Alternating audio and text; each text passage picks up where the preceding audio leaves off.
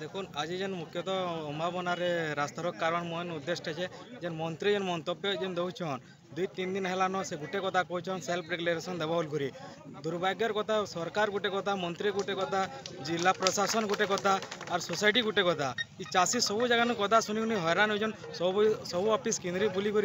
पूरा हैरान हरकत होन से बाध्य होकर आज अम्बाबनार रास्ता रोक करूँ इति दाबी गोटे रहा जेनटा कि सेल्फ मंत्री जेन कह सेल्फ डिक्लेरेशन से हिसाब से चाषी पंजीकरण करा मुख्य दाबी अच्छे।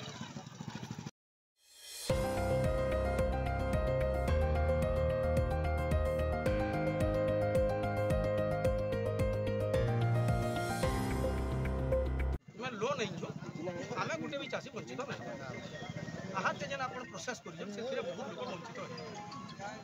तो काली आम दायपत्र देला 45टा सोसाइटी पूरा पकाला विभिन्न पर्यायक्रम बर्तमान मंत्री कह self declaration they self declaration अर्थ हूँ जार जमी जे चाष करुवा सी लिखिक देवा जे आम परिवार 20 लोग अच्छे 5 लोग अच्छे 10 लोग अच्छे आमर अजा कि आईन ना जमी अच्छे